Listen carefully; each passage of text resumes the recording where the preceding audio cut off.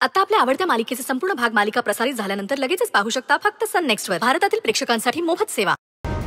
आज बाईक देऊ, उद्या काही मागितलं तर तेही देऊ, कारण माझी ताई सुखात राहावी एवढंच मला वाटतंय मनी सर. आणि ह्यासाठी जर का मला आयुष्यभर किंमत मोजावी लागली ना तरी मी मोजेन. इलाजच नाहीये. आपल्या माणसाच्या सुखापुढं कसली तत्व चूक बरोबर कसलाही विचार येत नाही मनी सर. उघड्या डोळ्यानं अंधारा खड्ड्यात मला उडी मारावीच लागणार, कारण माझ्या ताईडीच्या सुखापुढं या सगळ्याची किंमत शून्य आहे मनी सर.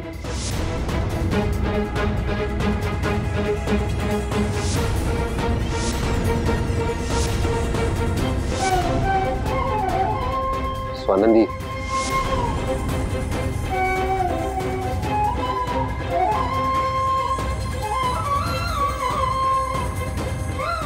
स्वानंदी आओ.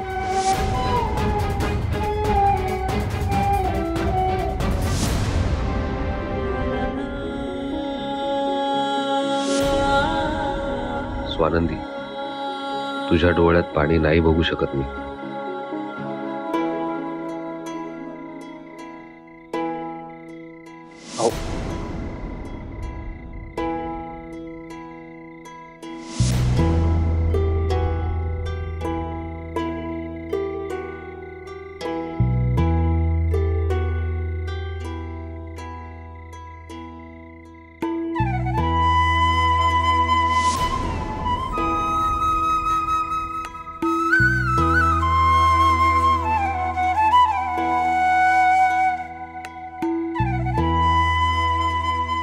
मणी, गिरिजा,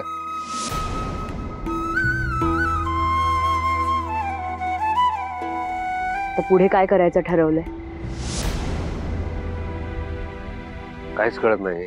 इकडे आड तिकडे विहीर असं झालंय.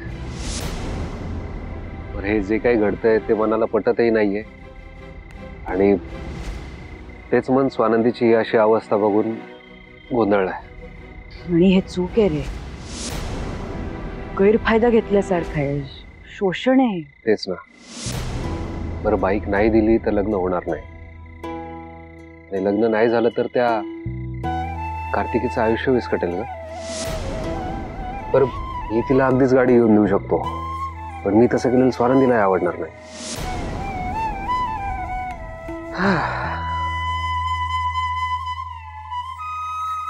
गिरिजा,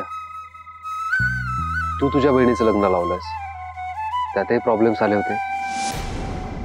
त्यावेळी तू काय केलं, कसा मार्ग काढला, व मी आता काय करू शकतो, कसं वागायला हवं ते सांग.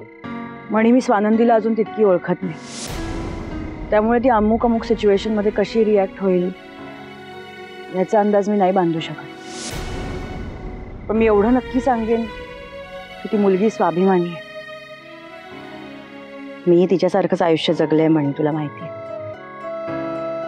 म्हणूनच सांगते, आम्ही मुली कणखर होत. आमचं अख्खं कुटुंब आमच्या खांद्यावरती, आणि आम्ही आमच्या जबाबदाऱ्या ठामपणे सार्थपणे पार पाडू शकतो, आणि त्याचा आम्हाला अभिमान आहे. पण या सगळ्यात अशा काळात विक्रांतची किती साथ आहे, आणि तो सोबत असल्यावर माझं आयुष्य किती सोपं झालंय, किती बदलून गेलंय हे मी नाही सांगू शकत तुला. पण म्हणजे मी समजू शकतो, पण तुला आता मला काय सुचवायचंय ते कळत नाही. स्वानंदीला अजूनही दिसत नाहीये, कळत नाही, पण तुझी मदत तिचं आयुष्य बदलून टाकणार आहे हे नक्की.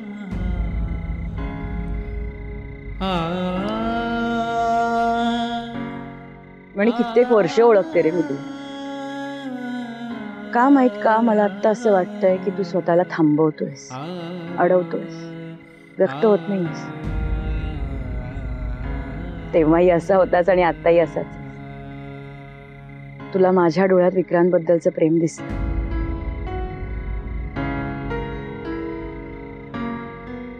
आणि आता मला तुझ्या डोळ्यात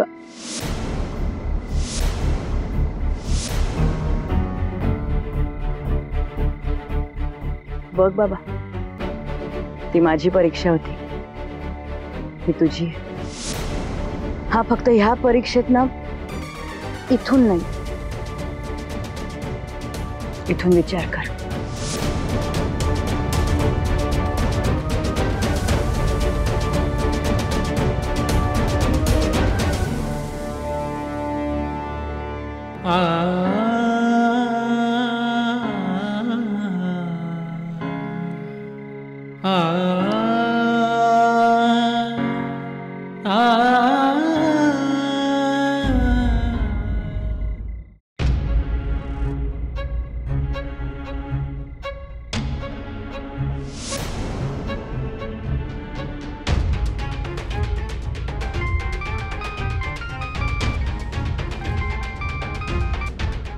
हॅलो म्हणी, कुठे आहेस तू?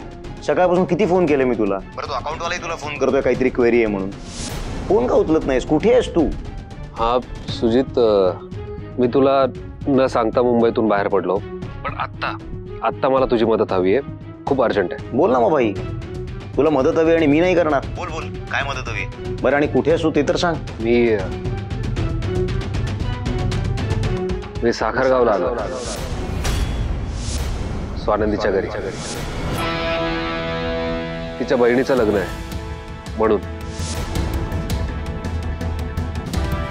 मला काहीही न सांगता, मला कल्पना न देता तू स्वानंदीच्या घरी पोहोचलास. इतक्यात तू मला दिलेलं प्रॉमिस विसरलास म्हणी. कारण स्वानंदी माझी आहे आणि माझीच राहणार. मित्र म्हणून विश्वास ठेवलाय तुझ्यावर, विश्वासघात करू नकोस. नाही अरे सुजित, स्वानंदी इथे प्रॉब्लेम मध्ये अडकली, तिला मदत करायला म्हणून मी आलो इथे, आणि म्हणून तर तुला फोन केला. पण तिला जर काही प्रॉब्लेम असता तर तिने फोन करून सांगितलं असतं की. आणि जर का तिने तुला प्रॉब्लेम सांगितले तर तो प्रॉब्लेम तू मला सांगायला हवास. हे तुझं काम आहे म्हणी. तुला तिथे जाण्याची काही गरज नव्हती, आणि मी सांगितलेलं नसताना तर अजिबात नाही. सॉरी सुजित, मी तुला न सांगता इकडे यायला नको होतं. पण सुजित, आत्ता हा विषय नाहीये. आत्ता आम्हाला स्वानंदीला तुझ्या मदतीची खूप गरज आहे. हे बघ, तिला जर मदतीची गरज असेल तर ती फोन करून सांगेल. प्रत्येक वेळेला तुला मध्यस्थी करण्याची गरज नाहीये, कळलं ना? सुजित, स्वानंदीने आपणहून कधी तुला फोन केलाय मदतीसाठी? फोन सोड, साधा मेसेज तरी केलाय?